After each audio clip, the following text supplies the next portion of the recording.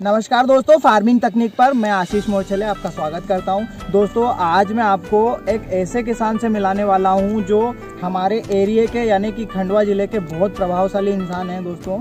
और मेरे हिसाब से इन्होंने खेती के लेवल को एक नया आयाम दिया है दोस्तों, क्योंकि आप ये जो फील्ड अभी देख रहे हैं ये चने की फील्ड है, डॉलर चने की फील्ड है, जिसमें तकनीकी खेती का इस्तेमाल किया गया है। दोस्तों आप देख सकते हैं यहाँ पर ये मल्चिंग और ड्रिप का इस्तेमाल करके ये डॉलर चने की खेती की जा रही है। दोस्तों मैंने तो ये खेती पहली बार ही देखी है, आपने अगर देखी हो तो कमेंट करके ज़रूर बताइएगा। और दोस्तों अगर आप फार्मिंग तकनीक पर नए हैं तो चैनल को सब्सक्राइब करिए, बेल आइकन को जरूर प्रेस करिए ताकि इस तरीके की जानकारी आपको मिलती रहे। तो दोस्तों चलिए बात करते हैं हरिराम पटेल जी से।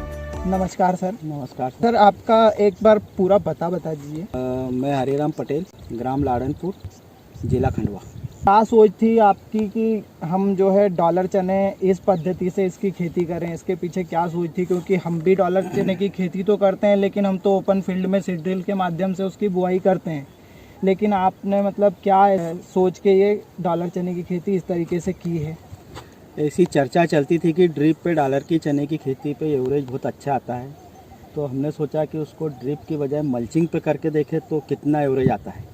तो ये पहली बार हमने भी मल्चिंग की खेती करी है चने की, जो ड्रिप और मल्चिंग पे है। और आप देख रहे हो बहुत ही शानदार फसल लगी हुई है और एक भी उमाले की समस्या भी नहीं दिख रही है और ना कोई मतलब अन्य कोई भी शिकायत इसमें नहीं दिखाई दे रही है। बहुत ही स्वस्थ और भरा हुआ प्लॉट यहाँ पर। नहीं, जैसे तरबूज का अपन मल्चिंग का खेती करते हैं ना, हाँ, उसी टाइप से उसका पूरा टेक्निकल तरीके से उसमें चने की खेती की हुई है डॉलर की। मतलब पूरा जो क्या लग रहा है उसमें क्या नहीं लग रहा है, पूरा सिस्टम से करी हुई है उसमें। मतलब ये जो आपके ये बेड्स अभी बने हुए हैं वो कितनी डिस्टेंस पे बने हुए हैं? ये सर बने हुए हैं 4.5-5 फीट पे, 5 फीट की डिस्टेंस पे बने हुए हैं, distance जो पे हम बने तरबूज में जैसे इस्तेमाल करते हैं। और सर आपने ये जो इसमें चने के बीज लगवाए हैं उसमें ड्रिप जो है, ड्रिपर की पोजीशन इसमें कितनी डिस्टेंस पर है? 1.25 फीट पे डिस्टेंस है, 1.25 फीट पे डिपर है। 1.25 फीट पे है। और बीज किस तरीके से लगाए गए हैं इसमें? बीज सर इसमें 3 रो ली गई है।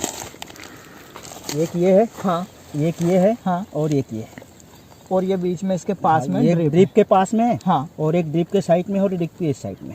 मतलब ये 2-2.5 फीट का ये जो बेड है, इसमें तीन रो ली गई है। 3 रो ली गई है। मतलब लगभग आधे फीट की डिस्टेंस पे ऐसे लगे हुए हैं। 6 इंच पे, ऐसे 6 इंच पे लगे हैं। पौधे से पौधे की दूरी 6 इंची, हाँ, लाइन से लाइन की दूरी 7-8 इंची है। 7-8 इंची है। तो सर आपको इसमें कितने बीज 1 एकड़ में लगे हैं?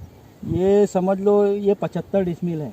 75 डिसमिल। तो इसमें 20 किलो बीज लगा है। 20 किलो बीज लगा है, मतलब लगभग बीज दर भी आधी हो गई है। हाँ। इस विधि से करने के लिए। तो इसमें ये जो आप इस तरीके से आप खेती कर रहे हैं उसमें आपको क्या क्या फ़ायदे दिखाई देते हैं? फ़ायदा तो ये दिख रहा है कि जैसे नंबर ऑफ चने का, जैसे ओरिजिन लोग 50 किलो डालते हैं खेत में बीज पर एकड़। हाँ, अभी अपन ने 20 किलो डाला, 25 किलो जी। तो इसमें नंबर ऑफ संख्या जो जाएगी उससे आपका उत्पादन बढ़ेगा। मतलब पौधे की आप नंबर ऑफ संख्या जाएगी। ये जो गैप दिख रहे हैं आप, इसमें हवा लगेगी तो फूल फल दोनों ज़्यादा आएंगे और चने की साइज़ भी अच्छी आएगी। बिल्कुल सही बोल रहे हैं। यहाँ पर मतलब पौधे को फैलने के लिए पर्याप्त जगह भी मिलेगी और हवा से वो नाइट्रोजन भी ले पाएंगे और अच्छी वृद्धि कर पाएंगे। ड्रिप लगाने में ये है कि आपका जैसे इसमें उकटा रोग भी आता है, हाँ, हाँ, हाँ, और नेमोटेट वगैरह भी लगता है। हाँ, तो हाँ। इसमें अपन दवाई टाइम पे छोड़ भी सकते हैं, तो इसका पहले से ही इलाज कर दो तो उकटा रोग आता नहीं है। अब वो फ्लैट में अपन उसमें कुछ छोड़ नहीं सकते हैं, इसलिए वो रोग आता है तो वो दवाई डालो उसके बाद भी वो रुक नहीं पाता बाद में, एक बार होने के बाद। बिल्कुल सही कर रहे हैं आप, क्योंकि हमारे एरिया में बहुत ज़्यादा आती है ये समस्या, रोग भी नहीं पाते हैं। तो सर इसके लिए आपने बेड प्रिपरेशन करने के बाद में बेसल डोज में क्या इस्तेमाल किया है? बेसल डोज में इसमें सर 12-32-16, एक बोरी 12-32-16, 1 बोरी पोटास और 1 माइक्रोन्यूटन कीट और 1 थायोमेटाइड फिनाइल फंगीसाइड आता है, वो ड्रिप में डाला है। और 5 किलो का माइक्रोराजा आता है। बोलते हैं माइक्रोराजा फंगीसाइड डालते नहीं साथ में, पर मैंने डाल दिया है। अच्छा। अगर काम कर गया तो ठीक, नहीं करा तो ठीक। तो ये आपने बेसल डोज में इसमें इस्तेमाल किया है। उसके बाद उसमें छेद करके, हाँ, और एक दाना चना लगा दिया।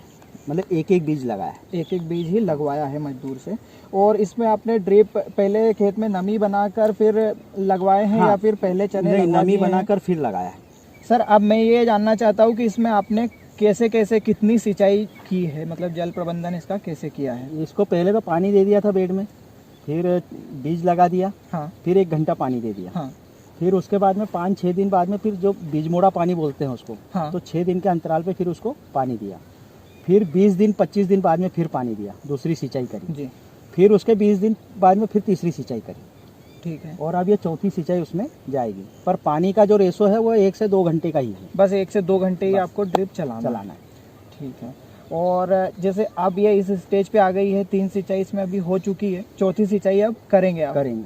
तो ये अभी फ्लावरिंग की स्टेज पर चल रही है, अब इसमें चौथी सिंचाई आप कब देने वाले हैं? फ्लावरिंग स्टेज की सिंचाई के बाद में उसमें पूरा फल धारण हो जाएगा, उसके बाद में उसमें सिंचाई करेंगे। मतलब आपका जो चने का जो दाना है, हाँ, वो कम से कम आपका आधा बैठ जाना चाहिए पूरी फलियों में, तब उसमें सिंचाई करेंगे। मतलब पूरी फलियां सेट हो जाए, उसमें और दाना सेट हो जाए, दाना भी सेट हो जाए, उसके बाद में उसमें सिंचाई करना है। उसके बाद में वो भी सिर्फ 2 घंटे सिंचाई करना है। और वो क्या आखिरी सिंचाई होगी? आखिरी सिंचाई होगी। मतलब इसमें बोने के बाद में बस 4 वो सिंचाई। आखिरी जो सिंचाई है उसका ही मेन मायने है कि वो सिंचाई ही आपका एवरेज बढ़ाती है। आमतौर पर फ्लेट पे लगाते हैं तो आखिरी सिंचाई लोग कर नहीं पाते हैं। जी जी बिल्कुल सही कह रहे हैं आप। हम लगाते हैं क्योंकि तो फ्लावरिंग स्टेज के पहले तक उसमें सिंचाई करने के बाद में सिंचाई नहीं कर पाते, तो इसलिए उसको आखिरी सिंचाई का ही उसका मेन ये है। अब सर मैं ये जानना चाहता हूँ कि इसमें आपने कौन कौन से इसमें रोग होते हैं, और उनको रोकने के लिए आपने कौन कौन से रासायनिक दवाएं या फिर कौन कौन से उपचार जो है आपने इसके किए हैं? इसमें रोग तो सर एक उकटा रोग आता है, हाँ, और एक ऊपर से पीली पत्ती पड़ती है। तो वो जो रोग आता है ना उसको अपन समझ नहीं पाते, कभी कभी माइक्रोन्यूट्रन की वजह से भी वो सब मतलब उस टाइप का होता है, और कभी कभी रोग के हिसाब से भी होता है। तो उसमें ना माइक्रोन्यूट्रन भी चलाया है, हाँ। और उकटा रोग के लिए हर स्प्रे में फंगीसाइड लिया है। हर स्प्रे में फंगीसाइड लिया है। जैसे पहली बार में लिया हमने मेटालेक्जिल M45, दूसरी बार में लिया पीवर मेटालेक्जिल, तीसरी बार में लिया हेक्साकोनाजोल प्लस विलिडामाइसिन। मतलब एक एंटीबायोटिक रहता है और एक फंगीसाइड रहता है। और अब उसमें जाएगा तुम्हारा कस्टोडिया, मतलब टेबुकोनाजोल प्लस एस्ट्रोबिन। ये आखिरी स्प्रे हम मतलब मैं स्टेप बाय स्टेप चलता हूँ। मतलब ये इसमें आप 4 स्प्रे हाँ पूरी फसल के जीवन चक्र में आप करेंगे। जी, आपके वैसे भी फसल क्योंकि दिख रही है बहुत स्वस्थ, और एक भी पौधा मतलब इसमें कोई भी मुझे रोगी तो दिखाई नहीं दे रही है। उसको पूरा सिस्टम तरीके से उसको ये करके ले जाना है, सिस्टम से ले जा रहा है। मतलब ऐसा नहीं कि आया फंगीसाइड कोई सा भी डाल दिया, मतलब फंगीसाइड भी स्टेप बाय स्टेप ले जा रहे हैं कि कौन सा रोग आने वाला है तो उस हिसाब से उसमें फंगीसाइड डाल रहे हैं। और ज़मीन में भी फंगीसाइड छोड़ रहे हैं। तो पहली बार में हमने छोड़ा था मेटालेक्जिल, उसके बाद में छोड़ा टेबू एजेस्ट्रोबिन, उसको ड्रिप में छोड़ा। और वाटर सालुबर में भी मतलब पहली बार में 1261, 1919, फिर 13045 और 05234 जैसे तरबूज में छोड़ते हैं, हाँ। उसी टाइप से शेड्यूल बना के उसमें वाटर मतलब सालुबर ये 4 सिंचाई के साथ आपने ये 4 जो अभी आपने हाँ। NPK बताए हैं वो आप इसमें वाटर माइक्रोन्यूट्रन भी छोड़ा, मतलब जिंक स्पेशल छोड़ा, उसमें फेरस छोड़ा, ये माइक्रोन्यूट्रन भी छोड़ा। और कीट मैंने डाला ही था माइक्रोन्यूट्रन का, एक जो 27 किलो का कीट आता है, हाँ। उसमें जिंक, बोरान, मैग्नीशियम वगैरह वगैरह आता है, तो वो कीट ऑलरेडी पहले से बेसल डोज में डला हुआ है। इस हिसाब से अभी आप देख रहे हो तो ये फसल है। तो सर आपका इससे क्या उत्पादन होने की संभावना आपको दिखती है, ये फसल जिस तरीके से अभी दिख रही है? सर ये दिख रही इसके हिसाब से तो मेरे लगता है, मैंने इसमें टारगेट लेके चला था 75 डिसमिल है तो 15 कुंटल के ऊपर ही चना निकालना है। क्या बात है, मतलब 20 क्विंटल लगभग प्रति एकड़ जो है इसका का उत्पादन है। आप ये देख रहे हो तो इसके हिसाब से तो लगता है मेरे को कि उतना तो निकल आएगा। हाँ, एक बात बताना भूल गया, इसमें जो फ्लावरिंग स्टेज पे जो दवाई डलती है, हाँ, वो लिहोसिन करके आती है जी, हाँ, जो ग्रोथ रेगुलेटर हाँ, रहती है। एक लिहोसिन एक अवतार फ्लावरिंग वाली दवाई आती है। हाँ। ये 2 मिक्सिंग करके मैंने डाला था, उससे फ्लावरिंग बहुत अच्छी है और उसकी ब्रांच भी अच्छी निकली। ये 2 मिक्स करके डाला था, मतलब एक दवाई चेक करती है हाइट को, हाँ। और दूसरा उसमें फ्लावरिंग निकालती है, ब्रांच निकालती है। जी। ये दोनों मैंने इल्ली मार के साथ में मिला के डाला था एक फंगीसाइड के साथ। जी, तो ये आपने इस तरीके से इसको मैनेज किया है। सर अब आप एक ये बता सकते हैं एक मोटा कि आप इसमें शुरू से आखिरी तक इसमें कितनी लागत प्रति एकड़ आती है?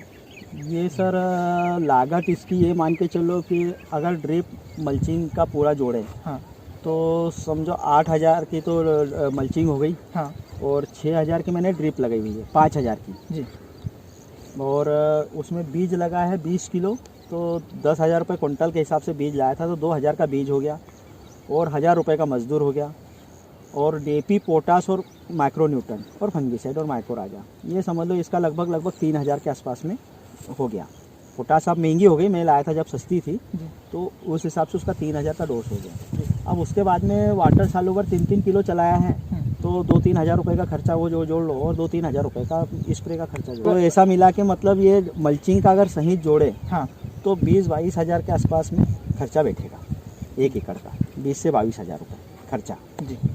टोटल इसका ओवरऑल इसका खर्चा इतना आएगा। और इसके बाद में जो हार्वेस्टिंग वगैरह का होगा, तो मतलब ये मान के चलते हैं कि हाँ वो हार्वेस्टिंग लगभग 30,000 इसका, हाँ 30,000 पूरा मतलब चना बाहर आ जाएगा। चना बाहर आ जाएगा।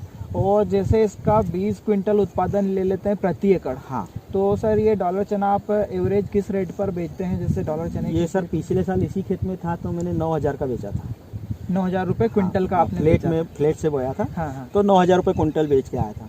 अब क्या रेट चल रहा है, पर एक नॉर्मली रेट 6,000 रुपये का तो रहता ही है। एवरेज रेट इसका एवरेज होता है। 6,000 तो रुपये का रहता है। 20 क्विंटल का अगर 6,000 के एक एवरेज रेट से भी हम चलते हैं, हाँ तो लगभग 1,20,000 की फसल होती है। मतलब ये लगभग अगर कुछ अगर लॉसेस भी कंसीडर कर लें, तो लगभग 80,000 रुपये 90,000 रुपये का इसमें 50,000 रुपये तो नेट शुद्ध प्रॉफिट निकलता ही है। हाँ। किसी भी कंडीशन में 50,000 रुपये तो नेट शुद्ध प्रॉफिट है। प्रति एकड़ निकलता है। बहुत रेट जबरदस्त। इतना डाउन जाए कहीं भी जाए, उसके बाद 50,000 रुपये तो फिक्स निकलेगा ही निकलेगा आपको।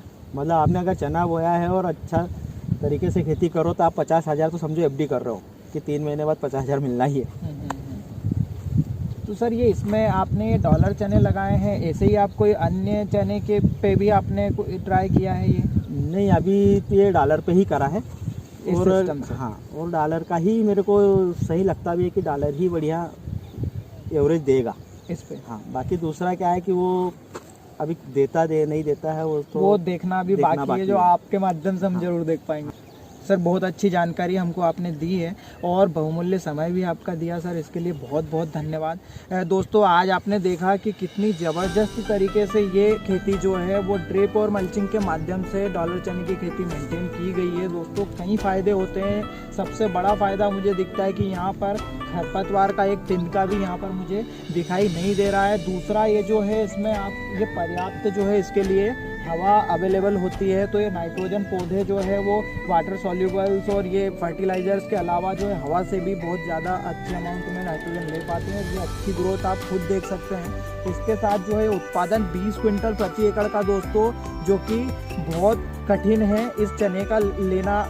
हमारी जो पारंपरिक पद्धति से जो खेती की जाती है, फ्लैट फील्ड में जो खेती की जाती है, उससे अगर आप चने की खेती करते हैं दोस्तों, तो कितना उत्पादन आप प्रति एकड़ ले पाते हैं कमेंट करके जरूर बताइएगा। और दोस्त अब तक आपने चैनल को सब्सक्राइब नहीं किया है तो प्लीज़ सब्सक्राइब करें, ताकि इस तरह के ज़बरदस्त वीडियोज़ आपको इस चैनल के माध्यम से मिलते रहें। धन्यवाद।